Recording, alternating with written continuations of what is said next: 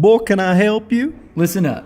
I'm bringing you the best content to ever exist in the door-to-door industry, from sales, leadership, recruiting, and personal development. Well, why would I need that? Because never before have we been able to collaborate with the top experts in their industries, sharing their secrets and techniques on what makes them the best. Wait, who are you? I'm your host, Sam Taggart, creator of the DDD Experts and DDD Con. Is there a place we can sit down? Well, come on in. We are excited to announce Jordan Belfort, the real Wolf of Wall Street, at D2D Con 2019, January 10th through 12th in Salt Lake City. Register today at d2dcon.com.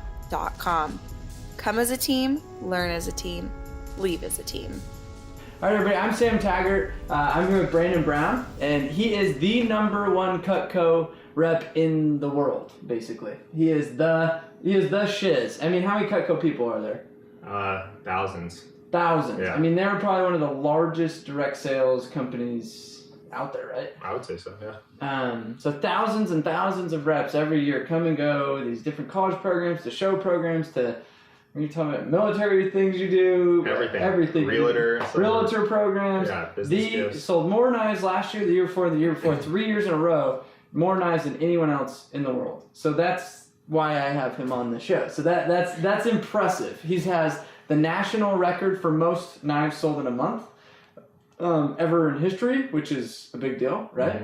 Mm-hmm. He has broken multiple national records and has really just elevated the bar to a whole new standard in direct sales for Cutco. Absolutely. Which is awesome. So in this podcast, if you're listening, we're going to dive into the sales psychology, the meats, the bones, the simple, like, just tips of like, hey, I'll play customer. We're going to banter back and forth. If you're on live, you can put in some comments, questions, and whatnot. Yeah. And we're going to just dive into like the psychology of overcoming people's concerns. Because how many times are you at a show or in a house and they're like, these knives are really expensive. Right. Let me think about it. Yep. And it's like, how do you walk them down? How do you create the urgency? How do you, just all that kind of stuff we're going to dive into. So if you're listening to this, that is what this podcast is about. So, but before we start that, I want to hear a little bit more about your story, how you got into this. What's the journey? Tell me a little bit on that. Yeah, so I've been selling Cutco for almost 11 years now, and I started when I was going into my freshman year in college, and so I just turned 18, had no sales experience whatsoever, only had like one job as a cashier and didn't know what I was doing. And that's just a testament to like the culture of Cutco and the training that they have, platforms they have in place. And so essentially started and worked my way through college. I would consider myself like above average when I was in school selling Cutco, won some like scholarships the company had, was really just a student of the business, like wanted to learn from the best, figure out how I could like continually like up level my skill set while going to school and getting my degree. Graduated, and at that point I had one of my best years ever. The year I graduated, I ended up leaving Cutco for a little bit just to explore some other options. To go get a real job? Real job, that's what everybody says. I mean, it's so funny. I'm going to do this direct sales thing until I get a real job. So you went on that journey, and then what happened? Okay. Well, yeah, because they're like, Brandon, you have a degree now. Yeah. Why would you work for the same company that you could work for without a degree? And, that was like what they would continually tell me. And so obviously it was coming from like a good place, but, I was like, all right, let me go explore. And so worked with like my friend's startup company and just found out like what I liked and what I didn't like about other things that were out in the real world, so to speak. And so I came back to Cutco a couple years later and just essentially had that real world experience, was able to see what else was out there. And that really gave a lot more appreciation and value to like the community of Cutco, the culture Cutco has, and just like what a great product it represents. And so been with them since that time I came back and just hit the ground running and really wanted to start running, like selling Cutco, running it like my actual business versus like just a part-time gig. And so that's when I really like shifted gears and started really like making leaps and bounds in personal growth and in my business as far as like growth and percentage. So I'm sure 11 years ago, it sounds like you weren't going to be like, yeah, I'm going to be a knife salesman when I grow up. I mean, it's so funny because that's like everybody like following or listening to this I want to hear if you're, if that applies to you, like this, because it's like I look back and I'm like, oh, I'll do this through college. It sounds like the same thing. And I get my degree. I didn't finish. I was like, man, why am I doing college? Because I didn't want to go and get my degree and then be like, why am I not using my degree? And I felt like guilty. So that was like my logic. Yeah. But no, it's cool though. Like, so I'm sure there's a lot of times where people ask you, so what do you do? And how do you respond to that? It's interesting that you say that, because I had the hardest time with that for like a really long time. I wanted to try to spin it in a way that made it sound cool or sound prestigious.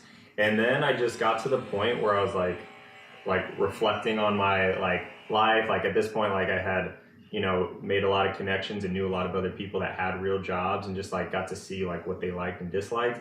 And I just came to the point where I was like, I represent an awesome product that's been around for a really long time. It's an awesome company. I love the people that I work with, and I do really well, from a financial perspective also. And so it's just I don't really care what anybody else thinks. So as soon as I had that mental shift of I don't care what people think, people ask me, it's what do you do? It's I sell knives, and I could care less what they think, because I know I love what I do. I have the control and flexibility of the schedule that I want, and I'm representing a great product and have great people that are behind the scenes and then that are in the field with me. And it's hard to find that, as I'm sure you've discovered. And it's so true, because you go ask somebody that has a real job, right? Yeah. And you say, well, what do you do? And they're like, well, I sell medical devices.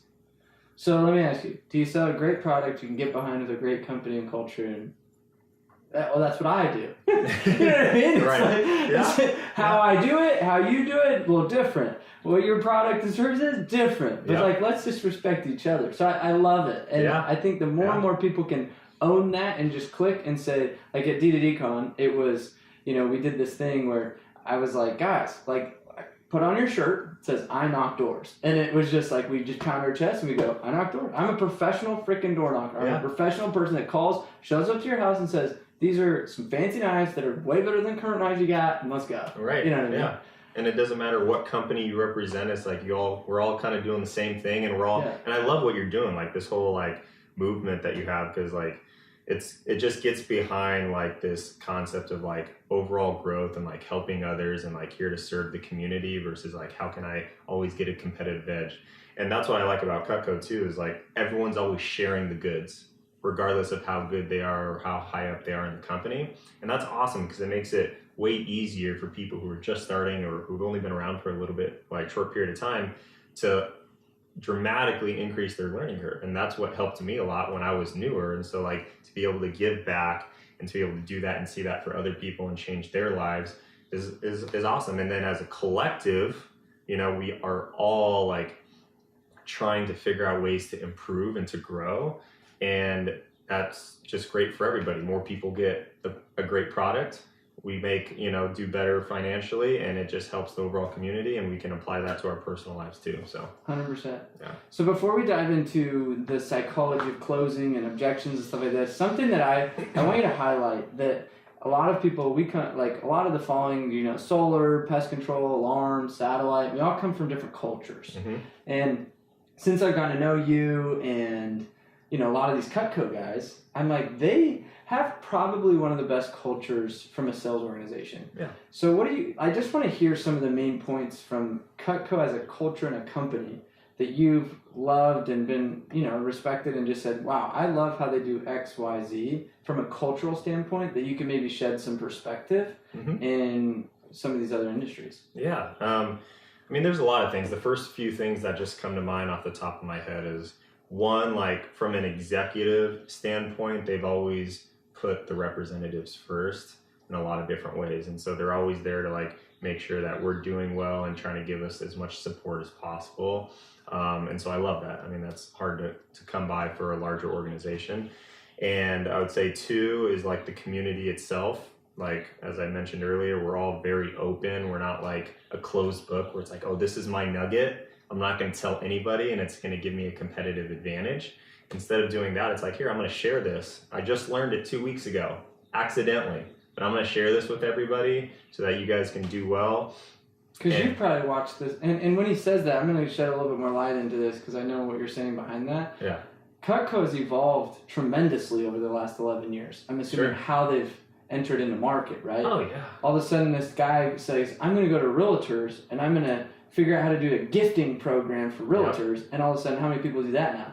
Oh, I don't even know, but it's a huge, like, 30, I'm going to guess, but 30 plus million of that, like, division alone. Just a division breaks off because one dude's like, cool, everybody should be doing this for realtors. Yeah. And then you got the show program. People are like, wow. And then now you said a military thing. Who tapped into that? I mean, that's probably pretty recent, right? Yeah, that's only been around for a couple of years. So what's interesting is the trend is that a lot of these, like, legs of the company have been founded really from representatives in the field who, like, are like, hey, I want to try this new thing. I think it could really work. And you know, going back and forth, and then before you know it, it's like it's a full-on, like, program. And that's just been the case for, you know, as long as I've been around, and even before I have been. So they've just been taking a lot of steps in that direction, which has been huge just for the overall, like, growth and also just the opportunity. Where instead of everyone being funneled into, like, just fairs and shows, let's say, now they can choose based on the type of lifestyle they want, what they enjoy doing. You know, they can go business gifts, you know, whatever it might be, like in-home demonstrations, you know, you name it. And that's great, like, to have all those options. That's so cool. So most of your stuff comes from fairs and shows, and kind of how do you be number one? Like, where you found, okay, my niche is XYZ, what's your niche? Yeah, like, what I enjoy doing, and I would say, like, that is aligned with, like, my gifts would be, like, fairs and shows. I'm in the federal program, which has a similar derivative of fairs and shows. I still have, like, in-home appointments, and then I have my whole customer base. And so from there, like, you know, I'm getting phone orders, marketing, past customer business that way. And so that's, like, another channel. And then business gifts is something that I'm starting to get into.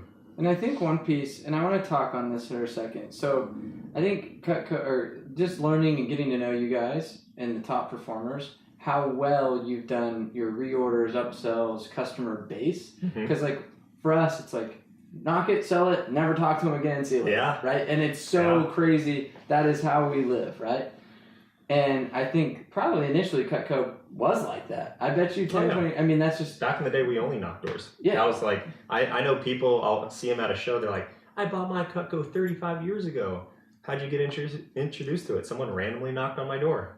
And so we've kind of evolved for our product a little differently, but yeah. But and there was probably no follow-up, upsell, sharpenings. I mean, I had a guy call me, he's like, you need your knife sharpened? I'm like... What's in it for you, man? You know what I mean? It's like, you know there's another edge to this, right? Yeah. And I think I love the creativity and the uniqueness that Cutco has adapted to generate more revenue. And it's given, like you said, more opportunity because guys will get burnt out in one avenue and then they go to the Costco program or they'll go to this program and they go to the, you know what I mean? And it's like, that's cool. Like that they've kept a longevity of salespeople due to innovating their channels.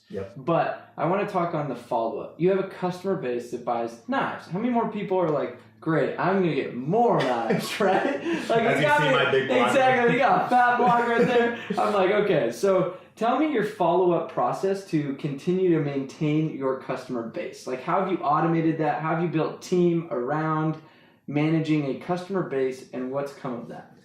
Yeah, that's a great question. And the first thing that comes to my mind, and I would say is the most important, is my follow-up. I mean, I have an amazing, like, marketing team that does it for actually a lot of the top-end reps in the Cutco community, Vast Action. And so they're amazing, and they've revolutionized my personal business. But I think one of the things that they really embody, and thus I've embodied, which is really serving the customer. Like, what does the customer want? They don't want a sale email every week, probably not even every month. So it's all like anytime I have any form of touch, whether that's like, you know, a phone call, a postcard, a text message, an email of sorts, some type of marketing, like it's always value add.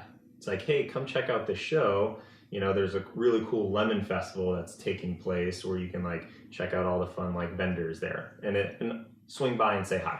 Like that's it. That's it. Right. Or it'll be, hey, let me show you like these top 3 awesome recipes, you know, for the month of March that has to do with like St. Patrick's Day or whatever. Like, you know, try this with this beer. And so there's just constant like value add, how to use these knives. What is this knife for? Educational, like to re-engage them with what they currently have. Because sometimes they'll have a big block, but there's like a percentage of the knives that just kind of sit there. So like how to reinvigorate like the knives they do have. My favorite knife is that sledgehammer one. What's it called? The Culver or something? The cleaver. The cleaver. Yeah. Dude, I literally took a watermelon and freaking ninja. It's like fruit ninja, right? Fruit ninja the shit out of that thing. Anyway, sorry, side No, that's good. But I had to keep going. Yeah, so, you know, no, that's basically what it is. It's like, how can I add value to my customer? And then, you know, a couple times throughout the year or during big contests, you know, I'll throw out some type of sale promotion. And so people are a lot more receptive to that. And they're going to look at and read more of my email and content from marketing because most of it's not sales. Like they know I'm in sales. So anything I sell them, they know they could call me and they want to buy. So having as little of that as possible really builds a stronger relationship with the customer, even if I'm not physically on the phone with them. And secondary, when I do want to have a sale, you know, they're more open to hearing what it is. And also the third thing I would say is like top of mind awareness, right? Like I can't tell you how many times I've had customers who like, Sam, I'll sell one knife to somebody like 5, 6, 7 years ago. One knife, that's it. And they're on my marketing schedule. Haven't heard from them. Plugged them into an automated. Yeah, it's all plug and play, right? Haven't heard from him in like 7+ years. And literally I'll get a phone call out of the blue. Hey, my daughter's getting married. I'm looking to get a set. And like all they have is like one piece of Cutco. It's like $100. And then boom, like $1,000, $2,000 order out of nowhere. And it's like, you know, who would have thought 7 years of marketing would play into that? But it's just amazing. Like I've even had customers who sometimes will like, you know, in sales you have like, you know, you get canceled orders every once in a while. So I had a customer who like canceled an order with me. I still put her information in my marketing and she's like, you do great marketing. I want to swing by like a sharpening event. And I'm like, okay. And so I pulled up her account. She has no knives. She doesn't even have knives. I see that it was like never even shipped.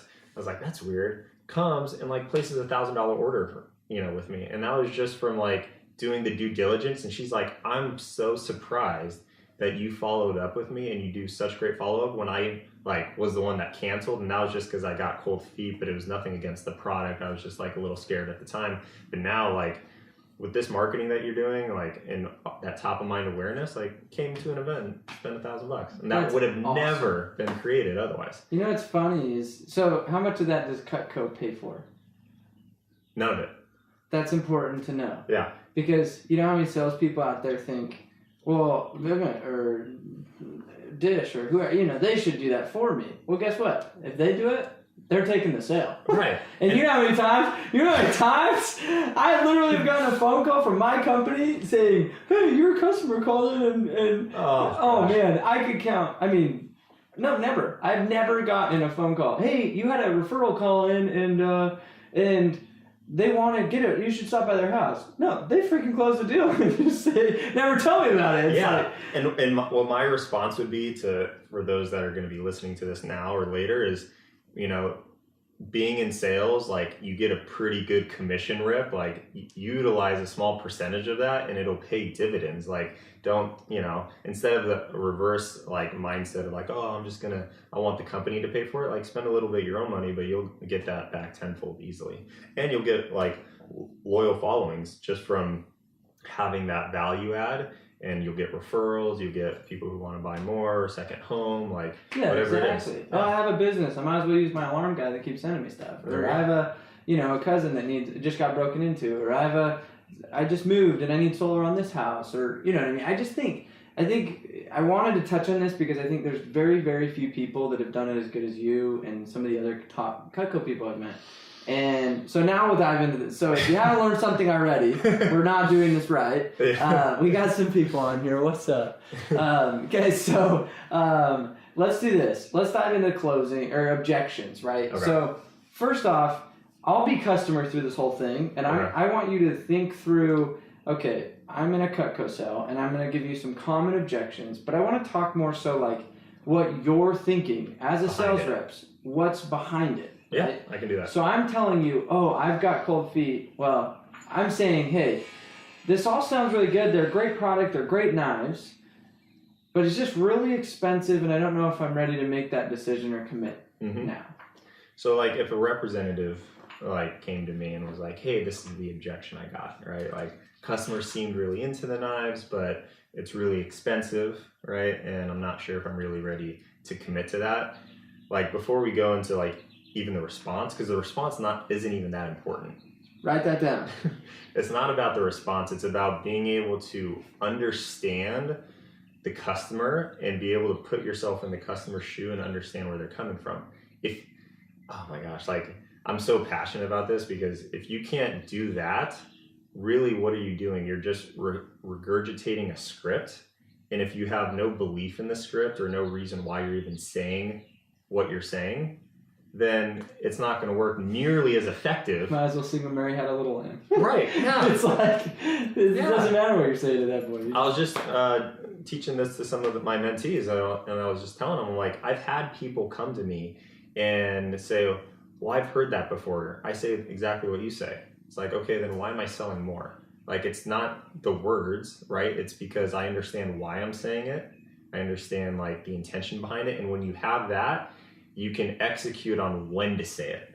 And what tone to use. Right, and what tone to use. How and fast and how you want the customer to feel yes. by that statement or by that question. And only until you fully master that, and that's like from years of like just committing to understanding that and practicing and learning that, can you really like start to even find new heights to up level. And I find like that was, I mean, I'm sure there's a lot of super talented people listening to this who might be top dogs in their company, but that's like the next level. It's like be able to really understand like what is the customer really saying by that. So like circling back to what you were saying, if they're like, oh, it's too expensive, I'm not really sure if I want to like place the purchase, all that really tells me is that there hasn't been enough value built, right, in the product, and or there's not enough pain associated with what they currently have.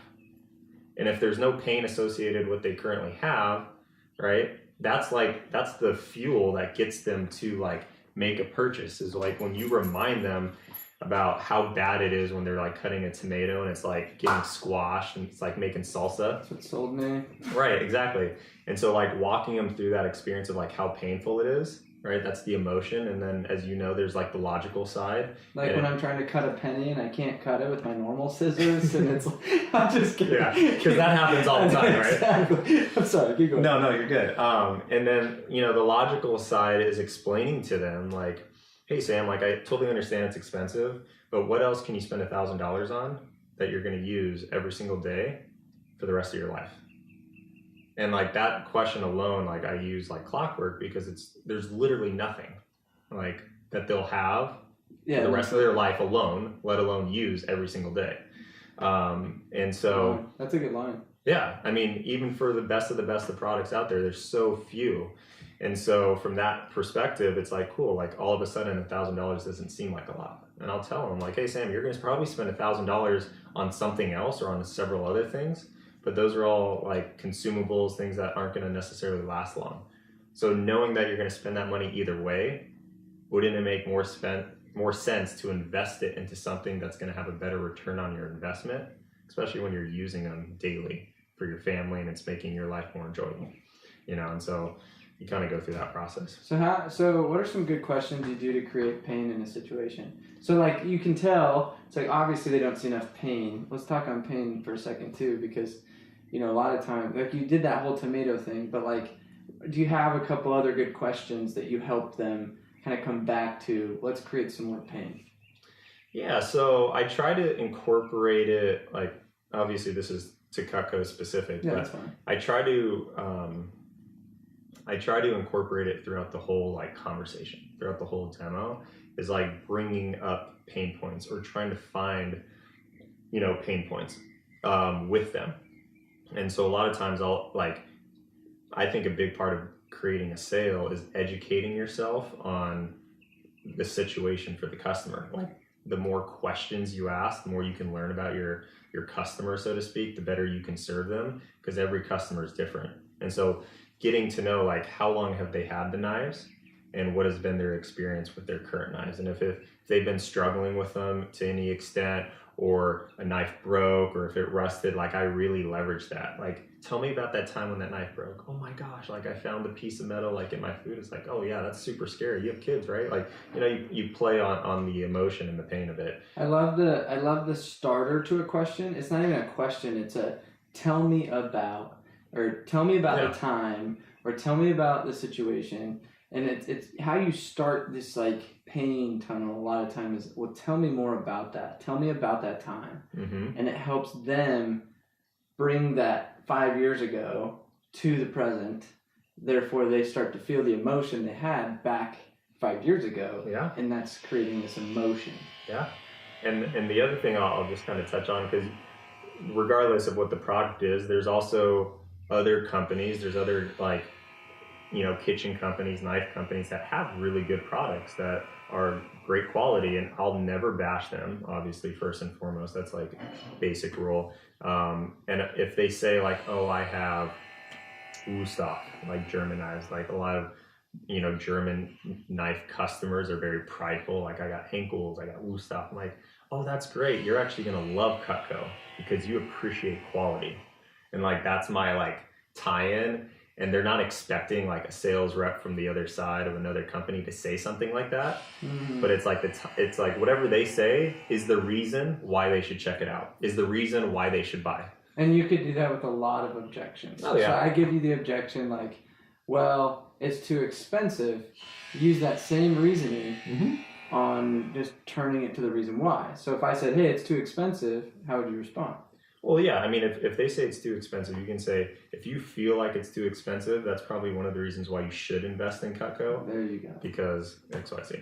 And so if I say, hey, you know, oh, I've liked this for a long time, I just don't know if it's worth having, you know, all these knives, like, you know, can I just buy one? Mm-hmm. And what would you say? So there's a couple ways you can go about that, and that's each to the representative of what they feel comfortable. And it also depends, you know, you have to kind of put your finger on the pulse of like how much control you have of the situation, or if it's what kind of client you're working with. But one of two things I'll say, if I want to like get them off getting one piece and on to like some type of set, I'll use some type of analogy. Like analogies work like a charm because they can understand it. So like with Cutco and, oh, I want to get one piece, I'll first agree with them, and that totally like throws them off. Be like, Sam, you can definitely get one piece if you want. I mean, here's the thing, Cutco's super sharp. So even if you got one piece of Cutco, it's going to be way better than anything else that you have. Dude, I use my freaking, sorry, Ty. What's that, like the... Spatula? Spatula? Yeah. To cut things more than a normal knife. Oh, it's amazing.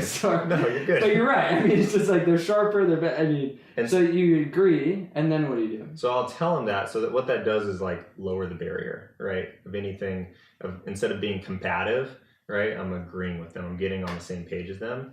But then from there, I'll just explain to them like, but here's the reality, Sam. And I'll even go further. I'll say, and because Cutco has such a great warranty, even if it dulls, you know, send it back, they'll give you a new one. So you could go that route. But buying Cutco and getting knives is similar like shoes, right? You only really need one pair of shoes. But we all have more. Why? Because if you go to the beach, you want sandals. If you go to the gym, you want workout shoes. If you're going to a nice dinner, you want dress shoes. And depending on the type of outfit you have, you want to match that with the pair of shoes you have. So everyone has 5, 10, 15, 20 plus pairs of shoes. So in reality, each pair of shoes has a specific purpose. But you only need one, right? Same with the knives. So having a set of knives, right, what that does, a block set, Sam, is it helps distribute the usage of each piece. So you're not using the same knife over and over again. And what you're going to find, Sam, is that it's going to make it a lot easier when you're in the kitchen because you're going to have the right tool for the right job. Love it. I love that. Right. So what are some other... So you use analogies. Do you have any other really cool analogies that you found effective, and your go-to analogies? I'm sure. Like, what's crazy is I was like, you know, in many different products, I just tied that same shoe analogy. I'm like, I can there's somehow you can like tie it in. can twist that. Sometimes like I'll use a mechanic. They appreciate quality tools because that's what they do. Well, you don't need to be a chef, but you cook almost every single day. So wouldn't it make sense to have some quality tools in the kitchen that makes the cutting and cooking experience more enjoyable? And obviously, yes, and so you go that route. You can use like, if you're working with just the wife and it's like, oh, I need to talk to the husband, or, I use sometimes golfing. It's like he has a set of golf clubs. How often does he use those? Once a month if you're lucky, like, you know what I mean? So he spent however much, $500, $1,000 on a set of golf clubs, maybe more. Might as well invest into something that you can actually get a better, use out of. Every day. Yeah, exactly. So just tying something that the customer can relate to. Yep. Right. And then circling back to the objection of like one piece, the other direction you can go with that is. Hold on real quick. Quick pause. Keep going. Okay. The other direction you can go with it is, let's go ahead and get you that one piece and like write up the order. Because then when I have the credit card, right, they're now committed. Yeah, because they didn't sell them out of the sale. I got the sale. But now that they're committed, right? So one thing I learned from another high up rep in the company, his name's Josh. I learned from him that regardless of how many times someone says no, once they say yes, all that means is that's when they're comfortable committing to the order. So you can start at a really high package, alarms, whatever it is, and you can drop down, right, to one piece. That just means that's where they're comfortable committing to the order, right? Ooh, I like. So from the commitment, right, do you have the discipline? As many rejections as you got that whole entire time, do you have the discipline to upsell, and explain to them, hey, you're getting this one piece. Based on what you're getting and based on what you've kind of shared with me you like to do in the kitchen, we actually have a 5-piece special where you get a little bit more bang for your buck. And then you go through that process. And then cool, they're committed to that. And it's like, hey, because you're getting 5 pieces, the one thing you're missing that I would recommend, Sam, is some steak knives.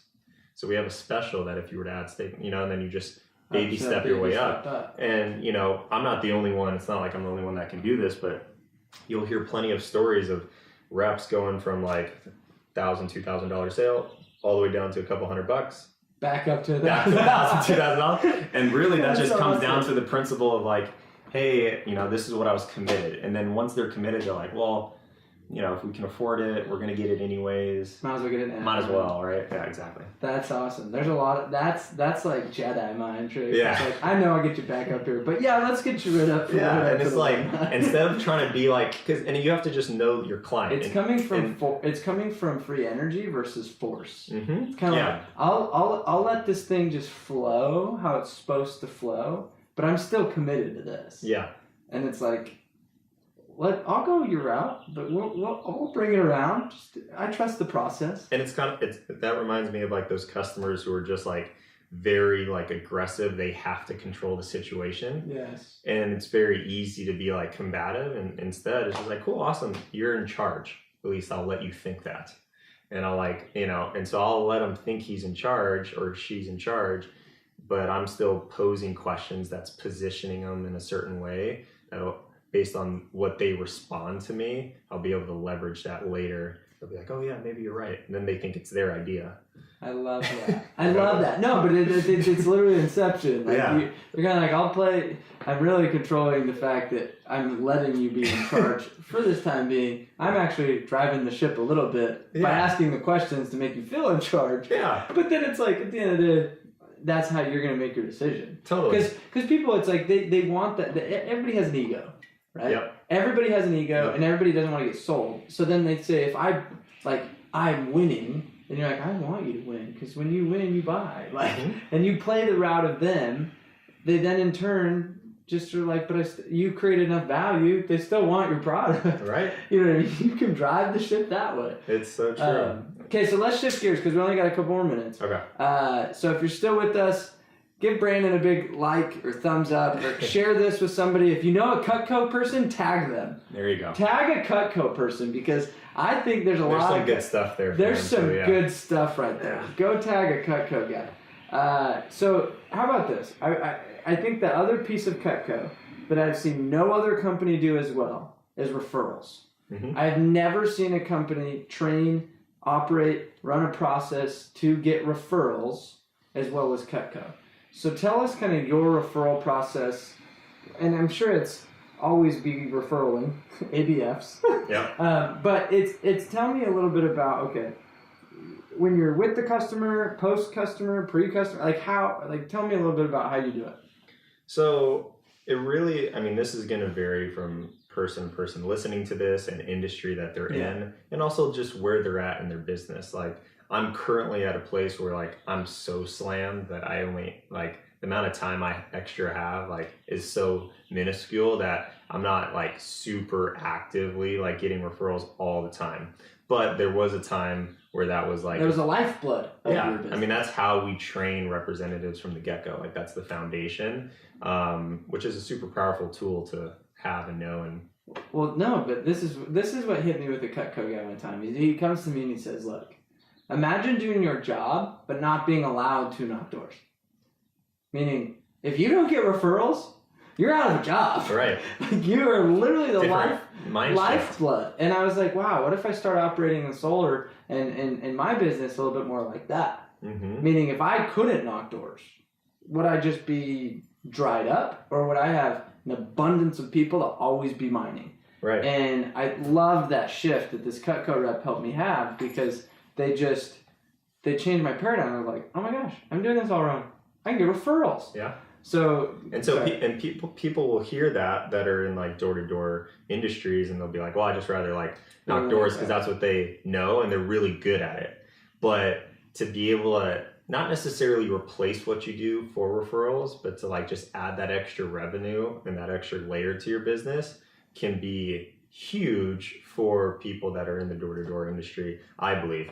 And so really referrals can come from a lot of different areas, whether you're like marketing. Like, I'll get people who just like, even this week, like 2 people text me or email me, hey, I got a daughter or a friend of mine who's interested in some knives, and it's like, order over the phone, right? And like that stuff can happen through like the marketing process and like valuing your customers and serving your customers and giving them good content versus just like, I'm here to make a sale, peace, I'm out.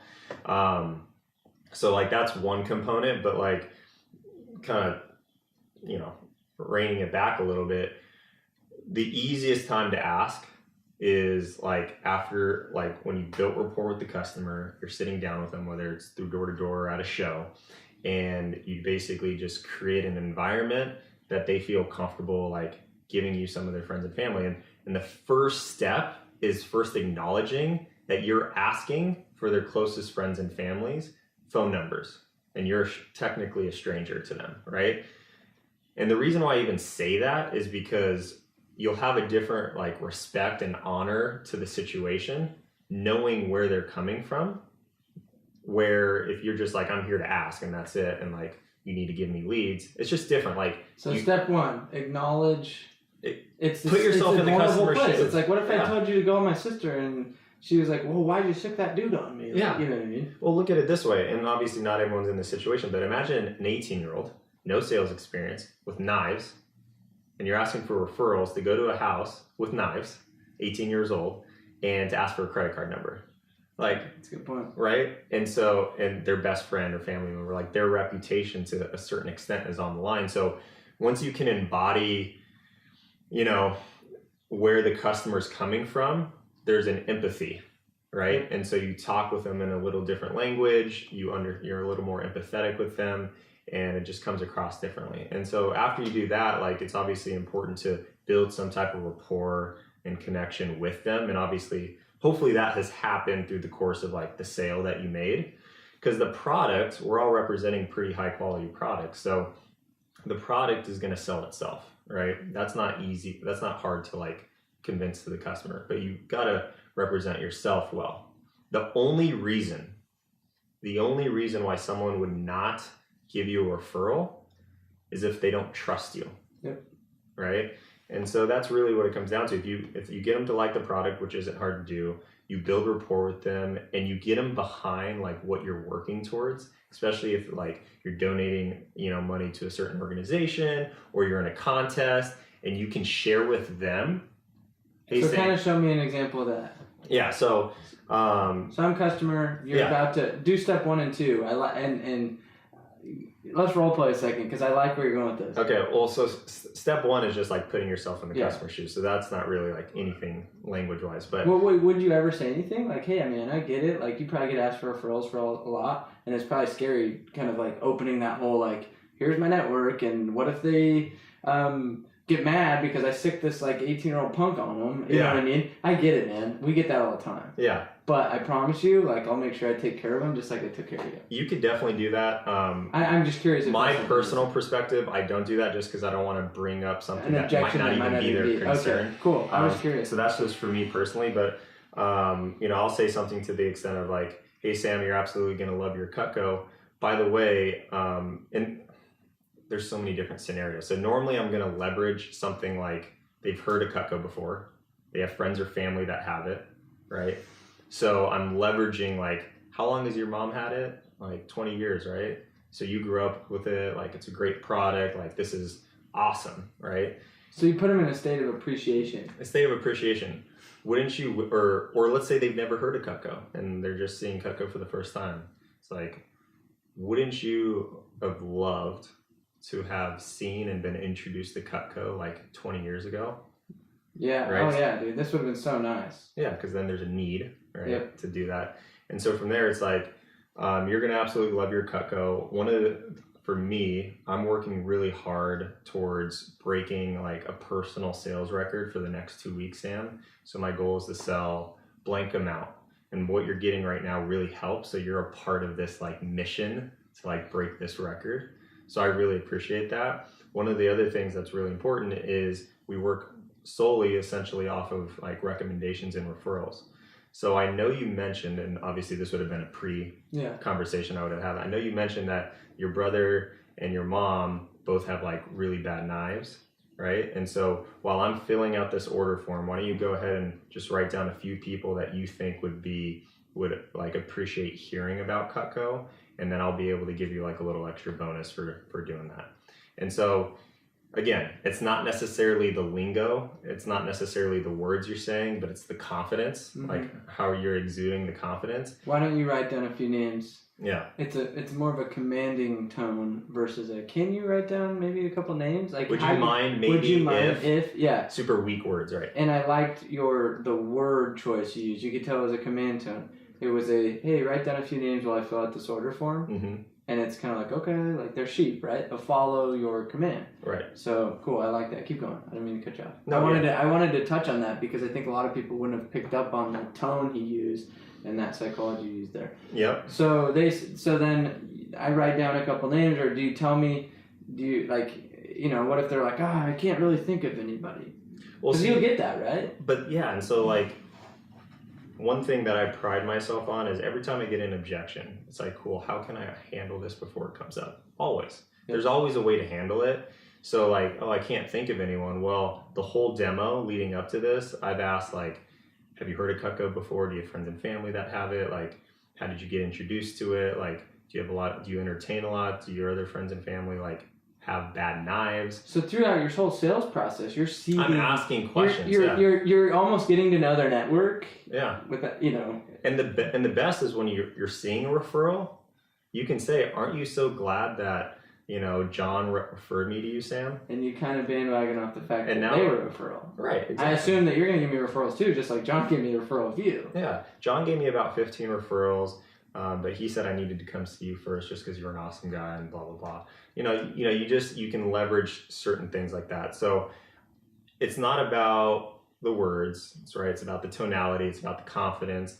And it's about just being comfortable and explaining to them why, this is valuable for them and their network. Yeah. Like if they like the product, wouldn't you want to share it with your friends? Like if you go see a good movie, aren't you going to tell your friends, "Oh, the Black Panther, that was a great movie," or whatever it is, Okay, let's say this. Hey, honestly, I don't really feel comfortable referring to me now, but once I've used them for a while, then I might be able to send you somebody. Yeah. What do you do in that situation? That's a good one. Because I feel like that happens a lot. It's kind of like, well, I haven't even had them yet. Why would I refer anybody yet? Yeah, I mean, most of the time, if you're seeing someone that's a referral anyways, they have friends or family that have it. Okay. So I really like pull that strand and that cord pretty hard of like throughout the whole pitch, especially like when I'm showing the sets. It's like, oh, well, John over here, you know, he's had this set. This is the set he started with 15 years ago. Okay. But then when I went to his house last week, we upgraded him to the complete set. So, I mean, between those two sets, which do you think you would get the most value and use out of over the next 20, 30 years? Right? But each one, there's an attachment. So maybe the safe play for him is the small set, or maybe he wants to keep up with the Joneses, right? Yeah. And go with the larger set. And so I'll say something to the extent of like, so you've been to John's house, right? Yeah. Like you've had a chance to use his knives pretty good, right? Compared to like what you have. So again, pain associated with that. So I leverage all those things. So when it comes to the referral portion, they're already believing in the product. So they can't tell me, right? They can't use the excuse of like, well, I haven't really tried them yet. It's like, yeah, you have. Or you have through association. Or you know people that have it. Exactly. Right? Like how many times have you referred a movie to somebody that you haven't seen? It's so true. Because everyone tells you they're good. So true. Right. So it's the same thing. So same psychology, right? It's just a different, process. Cool. Okay, so we got to wrap up. If you're on this, share this. Julian, you've sold a Cutco knife before. Julian, what's up, man? What's up? We know you. He's a stud.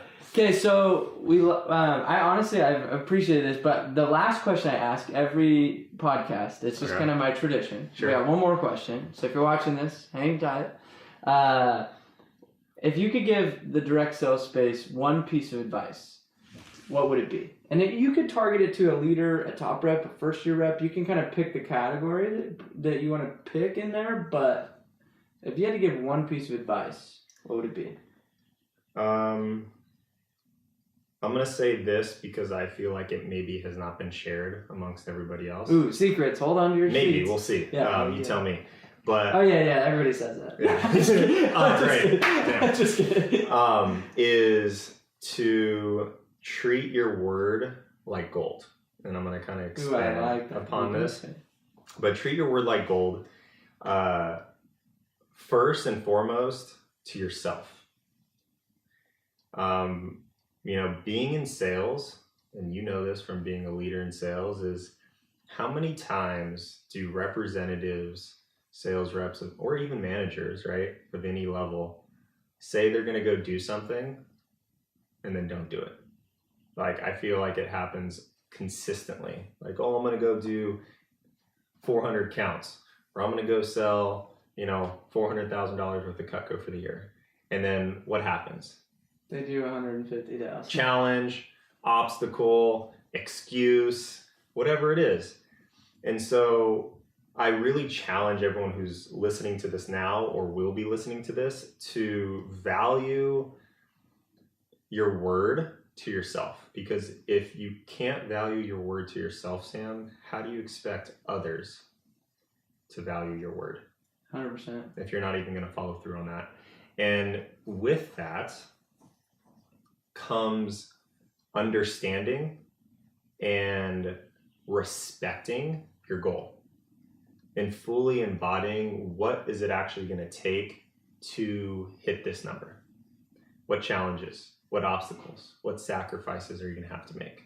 And I think too many times do people leave that portion out when they're like goal planning. And this is like a really important portion to like sales in general, is they kind of cut it out and they don't really respect the tasks that it's going to take to achieve XYZ accounts or XYZ sales. And then they fall short. And not that they can't hit it the next year, but I mean, think of your door-to-door con, right? However many people were there. Like, imagine if everybody who had a goal for this year was fully committed to it, fully treated it with the highest level of respect, fully understood the sacrifices, the challenges that they were going to have to take, the people they needed to circle themselves around and align themselves with to make that happen. What if they did that and everybody actually hit their goal? What if it was a community of people who always hit their goal? Like the door-to-door con, whoever's a part of that community, 6,000 people, they're known to be people who follow through on their commitments to themselves, That's awesome. to their teams. That's freaking amazing. That's okay. New hashtag, like freaking be Do it, word. take like, it. I mean, it's just like, it's so true because, I mean, and I've had a lot of people that have like tripled, quadrupled their production as a company since Door-to-Door Con and done some amazing things. But you know, people went in there and was like, that was the best conference ever. And then like 2 weeks later, they're back on the couch eating potato chips, like thinking around. And I'm just like, man, if it didn't, I mean, that's cool. It gave you some feel good, but like, go just commit to something and do it. Like, for you. The implementation, the execution of it. And it's, you know, that's great for the percentage of people, large or small, that did that. But it's also like those other people, you know, who still had that opportunity there and they just didn't, you know, capitalize on it. Yeah, I'm calling everybody out to a higher standard. Like, honestly, like, let's elevate this tribe to where we are the leaders in the community that say we're committed to actually living a higher standard. And I just think, like, if we can bond together and hold each other accountable, like, great things happen. Yeah, Really and what's great, what's like really like inspiring about that mission is that rolls over to what? Your personal life, right? And there's so many things that can like carry over to that. It's like, how can you be like highest, like follow through on your word to your family, your friends, significant other, and the standards that you want to have in place for that, and like actually executing on that, because everyone knows, like, you know, having a really strong personal life and fulfilled personal life pays dividends into your business, and you know, vice versa. So they 100%. work together. You know? 100%. Well, dude, thanks so much for being on the show. This Yeah. has been a long time in Absolutely, the making, man. man. I love it. Yeah, glad I could be here. Long time in the making. Love you guys. We'll see you. All right, see ya.